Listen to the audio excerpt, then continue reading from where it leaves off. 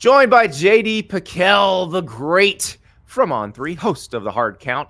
JD, you were in Columbus, Ohio. You watched Ohio State beat Penn State on Saturday. We're going to do best case and worst case for the Buckeyes and for the Nittany Lions. And we'll start with the victors. Well, okay, we probably shouldn't use that term for Ohio State, but we will start with the Buckeyes. That was, I thought, an impressive way to gut it out offensively against a very good defense while shorthanded. Yeah, it was one of those things too where, like, personnel on the line of scrimmage, I kind of thought would favor Penn State more than it did. But even so, like, it was so vintage Big Ten where we're going back and forth and nobody can score, and then like. It was awesome for Ohio State just to be like, well, actually, we have an Avenger playing wide receiver for us, so we're going to throw the ball to him and just kind of have that be how we win this football game. So, I think best case for Ohio State, it's funny to say because it's not the Ohio State team that we have come to know over the past couple of years where they're scoring 40 a game and the quarterbacks in the Heisman Trophy conversation. But like I think the best case scenario for Ohio State at this point in time, it's hard to say that it's not at the very least a national championship appearance. I think that's probably the best case. I probably need to see a little bit more to put them in the national championship winning category just yet. And it's a small sample size. I still think the offense probably has to be a little more potent. But I think best case right now is a national title appearance, which would be saying something, and I'm sure would be a nice hump to get over for Ryan Day and company. And I agree with you on Marvin Harrison Jr. I mean, that was the biggest difference in the game was they had Marvin Harrison Jr. and Penn State didn't have any dynamic receivers who could get open and get separation. Just how smooth he is, how much he affected. Because I think the biggest play of the game was one where he did not get thrown the ball. It was Kalen King getting called for the hold, which was a hold, and it wipes the scoop and score off the board. And that's all Marvin Harrison Jr. because you're so scared of what he can do to you.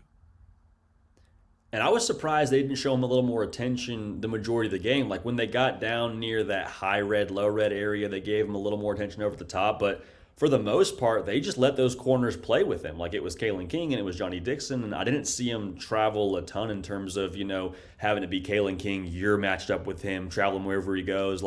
And they did an okay job. It's funny to say that looking at the box score, but I mean, hat tip to Penn State being like, we're going to trust our guys on an island and let them play. And I mean, you can only do that so long until Marvin Harrison Jr. gets his. So, yeah, I mean, it was overall like he was and is the difference for Ohio State and probably needs to be going forward as Kyle McCord continues to get his feet stable under him.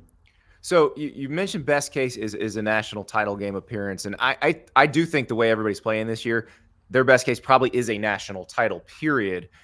The question is, can they beat Michigan if, say, Travion Henderson's back, Emeka Egbuka's back?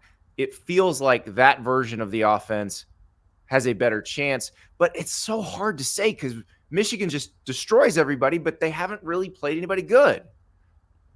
And that's the thing I'm wondering, too. I think Urban Meyer made a really good point on Big Noon a couple of weeks ago.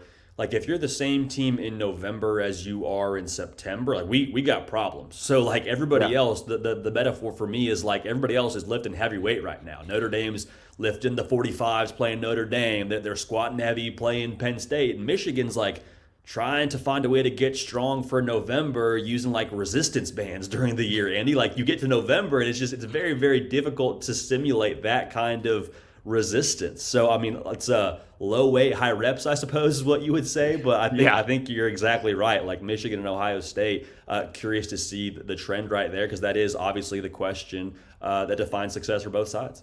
It's crazy to say the worst case scenario is an 11-1 record, but it probably is.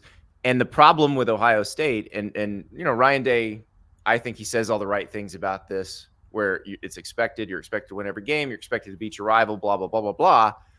But the fact of the matter is the worst case scenario for this team probably is 11-1. They've lost to Michigan for a third straight year, and everybody's really mad at Ryan Day, even though they're 11-1. And who's to say they don't still find their way in the college football playoff like they did last year? Like with how much chaos we had last year, it feels like we're setting up for potentially more chaos when it comes to November and early December this year. So even if they do go 11-1, it would not be surprising if they found themselves in that Final Four. Yeah, and that's the thing. If they are getting healthy too, because we don't exactly know how long it's going to take them to get healthy, but that's a situation where they will have had a month to get completely healthy. Where if they have all their weapons, we saw it last year. They played much better against Georgia in the Peach Bowl than they played against Michigan in the regular season finale.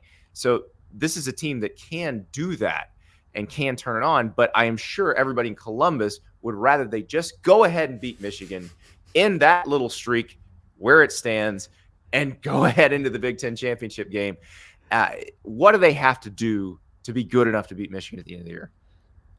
Yeah, that's a tremendous question. It's sort of a cop-out answer because we've been saying it now for the last couple of weeks. It's why I picked them to lose to Notre Dame and lose to Penn State and then came in Sunday morning with a sheepish grin saying, well, I guess I was wrong on Ohio State. But it really does feel like, I keep crying wolf here, but it really does feel like there has to be this evolution of an offense to be able to put pressure on a Michigan to score points, because it feels like Michigan's taken that next step offensively, or they're in the process of doing that with the way that J.J. McCarthy is trending so far this year. So I do think there will be a game at some point in time for Ohio State if they want to beat Michigan or if they want to win a national title even. I think they have to be potent offensively to the point where they can put the pressure on you to score points. We saw that yesterday, even though it was kind of a rock fight at the end of the game where they're just like, all right, get the ball to 18 and that's going to be how we live. Yeah. If they get healthy and they can be potent, I think that could really be the difference maker. Yeah, and I think with Ibuka, it takes so much pressure off Harrison. The fact that Harrison could do what he did against a defense like that without Ibuka on the field. The one guy I thought was very helpful to him and impressive was Cade Stover. Made a couple tough catches, converted some third downs, and you got to have that other target, or everyone will just kind of swarm the star. It feels like Cade Stover gives them that other option. But again, if they have Travion Henderson they can hand off to, if they have Emeka Ibuka, we're talking about a completely different scenario. It makes me very excited for that game. For this is, Ohio State Michigan has been a huge game the last, well, take 2020 out when they didn't play, but really since 2018, you have 2 wins on each side. But man, this feels different. This feels like the one who wins this one, maybe the national champ. And it feels like the degrees of separation too, Andy, are maybe a little bit less like approaching the game. And I don't know that, Michigan went into Columbus last year and they were, I think they were like a touchdown dog, maybe something like that when they played Ohio State. But like, I'm curious to see what that line is come game time for this one. Because, it really is with the way Ohio State's trending and how good Michigan is right now, what we know about them, like it's going to be, it'll be a blockbuster. That's for sure. It will be amazing. Thank you so much for watching. Just a reminder, subscribe to this channel right here so you never miss an episode of Andy Staples on 3. And oh, by the way, watch all the other great videos on the On3 Sports YouTube channel.